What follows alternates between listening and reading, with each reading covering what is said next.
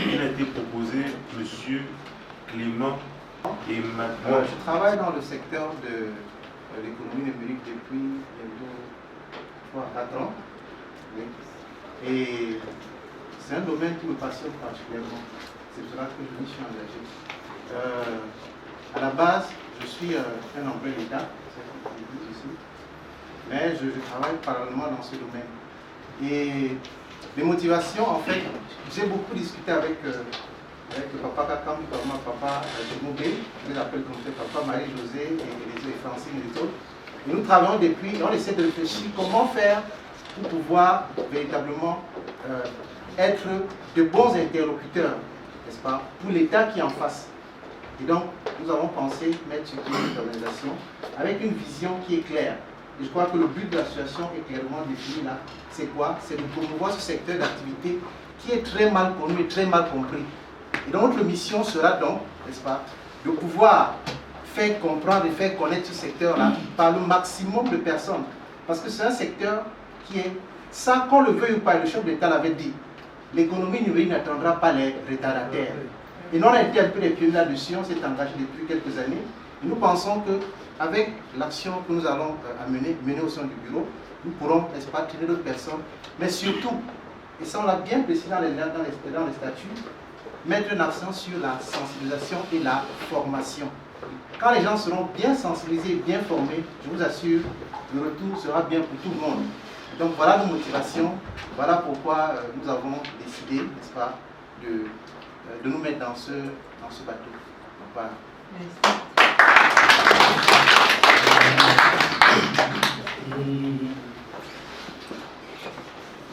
Vice-président, Madame Bakop Josiane. Bonjour à toutes et à tous. Bonjour. Oui, moi je suis Josiane Bakop. Je suis ingénieure socio-économiste de formation spécialisée en développement des organisations, notamment des associations et des coopératives, avec 25 ans d'expérience dans le domaine de la société civile au Cameroun. Et très intéressée et très versée aussi dans l'économie numérique. Je fais pas mal de petites choses là-dedans. Et la vision de l'association, quand j'étais approchée, je l'ai intégrée et j'ai pris le bateau à bras le corps. Et je pense qu'on a besoin d'un noyau dur dès le départ pour pouvoir conduire, n'est-ce pas, l'association vers l'avenir à Dieu que nous attendons. Voilà. Secrétaire général, proposé M. Otou Gilbert. Bonjour et bonsoir à tous. Alors, je suis Gilbert Otou. Je suis ingénieur de formation analyse des systèmes de risque et spécialisé de la finance. Donc, je ne vais pas redire ce que M. Clément vient de dire parce que depuis que j'ai aussi été approché par rapport au projet de l'association, on a mûrement réfléchi là-dessus et je pense également qu'il était temps que nous qui avons mis le doigt dans quelque chose que beaucoup de gens ignorent, que beaucoup de gens aiment et qu'ils ignorent, il était temps qu'on trouve en même temps une vitrine et une interface pour permettre à d'autres personnes de comprendre ce que nous voulons faire et par la même occasion à protéger nos intérêts parce que nous travaillons au quotidien dans plusieurs secteurs d'activité et concernant ce sujet particulièrement qui est l'économie numérique, on s'est rendu compte qu'il y a beaucoup d'illettrés, en parenthèse. Et nous avons pensé que trouver vraiment ce cadre qui va nous permettre de pouvoir nous exprimer en étant, j'allais dire, sans plus se cacher, parce que, il faut le dire, nous avions parfois peur ces derniers temps, par exemple, d'organiser un séminaire pour faire une présentation, mettons un peu le pied dans le plat, parce qu'on ne savait pas, par exemple, comment est-ce qu'on allait faire pour se justifier. On s'est vu interdit des séminaires dans les salles, parce qu'on ne pouvait pas se prétendre d'appartenir, vous voyez, à quelque chose de connu, à quelque chose de réglementaire, vous voyez un peu. Donc, ce qui me motive actuellement, c'est vraiment de dire que je crois que j'aurai la capacité, je suis quelqu'un, je sais travailler, pour ceux qui me connaissent, je suis quelqu'un qui aime le travail d'abord, et je suis sûr qu'il faut des gens, je suis sûr qu'il faut des gens comme ça, pour qu'on puisse mettre quelque chose de solide en place, pour nous permettre vraiment d'atteindre nos objectifs. Donc voilà, je crois que vous pouvez compter sur moi. Le prochain membre du bureau proposé, c'est le poste de secrétariat général adjoint. Je peux lire sur ce poste M. Faustin Kemfak. Bonjour à tous. Bonjour. Je suis Faustin Kemfak. Je suis dans l'économie numérique depuis 2014. Beaucoup plus dans le secteur du trading, du dropshipping et quelques investissements en ligne. Et pour faire court, je vais juste vous raconter une petite anecdote. Un camarade qui, à un moment, s'est vu une de ses boutiques vendre énormément en ligne, a eu la visite de, ça s'appelle ça quoi, la NIF. Curieusement, au Cameroun, on ne savait pas que ça existait. On l'a interpellé. On lui a demandé l'origine des fonds. Il a pris 2 semaines pour expliquer aux agents de la NIF comment est-ce qu'il fait pour avoir tant d'argent. Ils ne comprenaient rien dedans.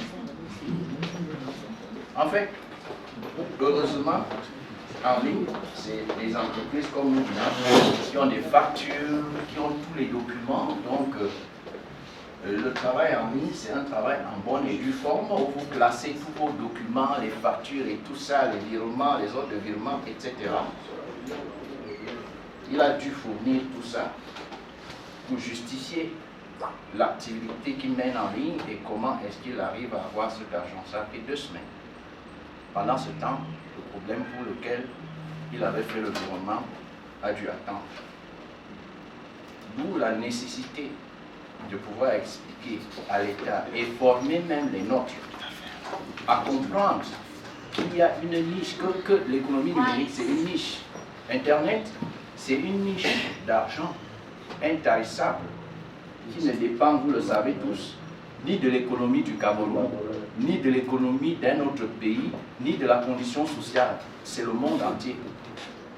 Donc, notre objectif dans ce bureau sera, entre autres, de former et de permettre aux gens de déceler ces éléments qui sont cachés afin que la jeunesse cesse de se plaindre et d'aller marcher dans les rues. En tant que secrétaire général adjoint, j'aurais souhaité même être plutôt conseiller parce que j'aime me cacher. Dieu merci, on m'a quand même mis devant quelqu'un qui est très visible, donc je vais généralement me cacher. Parce que je sais aussi que vous m'avez déjà approuvé. Merci beaucoup. Trésorier, monsieur Somo Pierre. Bonsoir à tout le monde. On m'appelle, parce que je ne m'appelle pas, on m'appelle Pierre Tchomobé. Je suis ingénieur agroéconomiste, banquier, ancien directeur de banque. Je suis dans l'économie numérique depuis 2011. C'est un domaine qui me passionne énormément. Et j'ai un slogan. Si tu ne peux pas faire de l'argent avec ton téléphone, Android, jette-le. Et je suis très heureux de faire partie de ce nouveau bureau qui est en train d'être mis sur pied. Et je confirme que je devrais me battre pour apporter le meilleur de moi, afin que la jeunesse, que notre économie en tire le meilleur profit.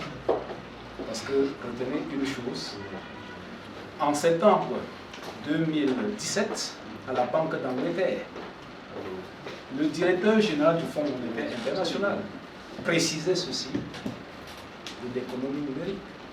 Ceux qui attendent seront en retard.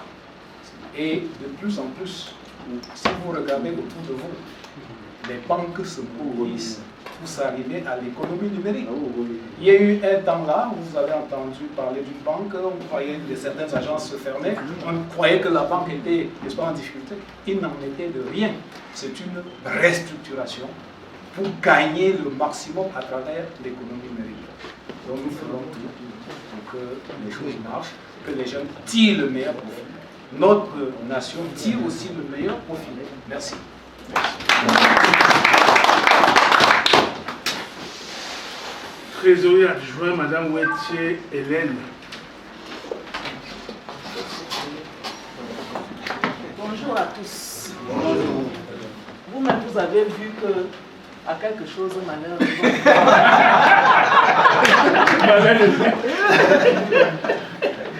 Je suis Madame Wettier Hélène. Après 36 années de service, j'ai pris ma retraite il n'y a pas longtemps. J'ai exercé comme professeur de lycée d'enseignement technique.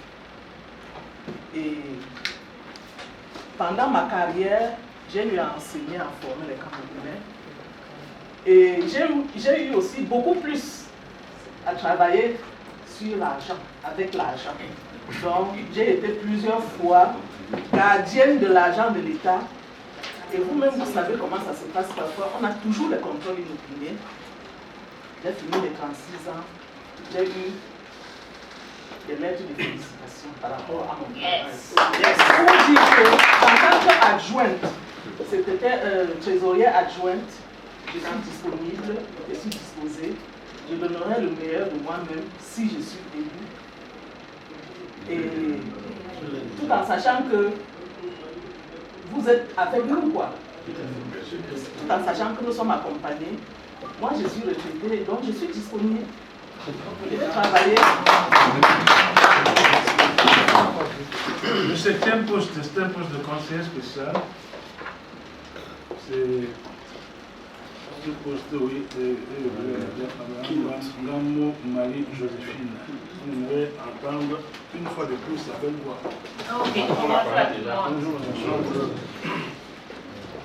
Comme le monsieur faisait parler d'anecdotes, quand je parlais tout à l'heure, ma fille dit poste de conseiller général, elle m'a dit mais tu parles à la présidence.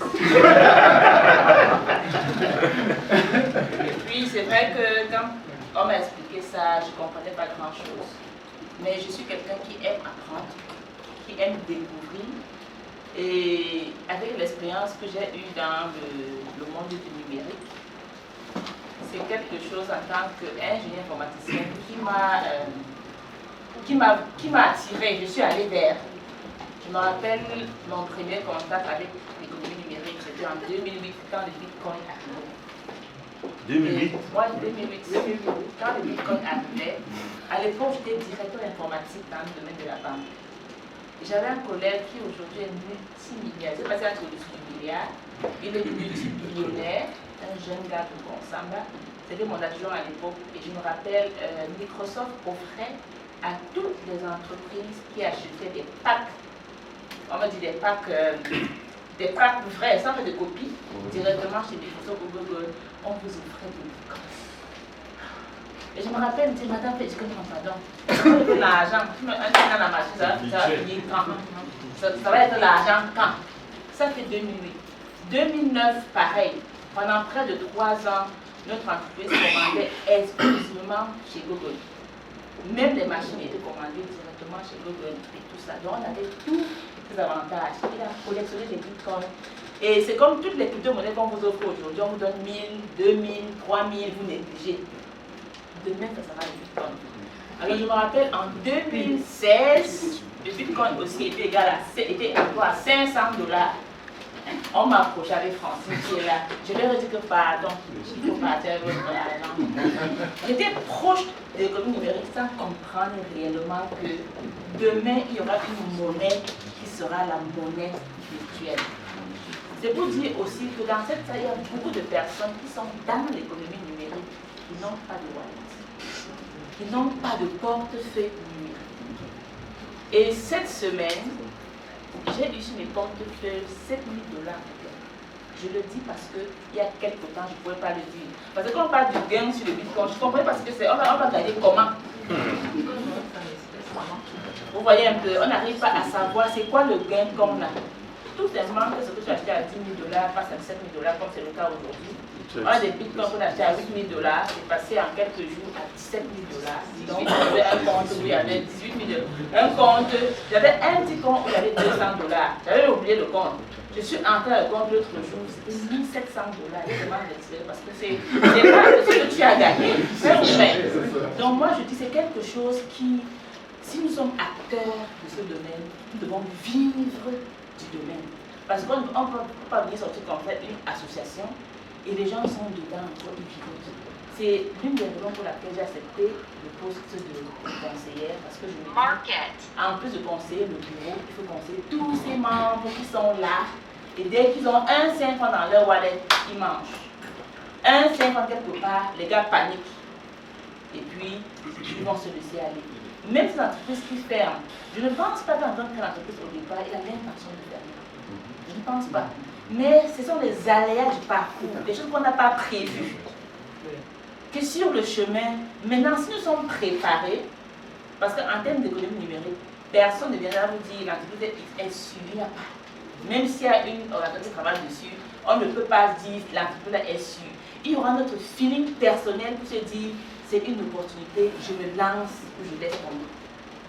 Chacun aura son feeling, même s'il y a quelque chose qui régit, mais il y aura ton feeling personnel, parce qu'il ne faut pas que la personne porte, les gens qui ont dit, la dame avait dit que c'est un bon, non, il n'y aura jamais un conseil en vous disant que c'est un bon business, viens.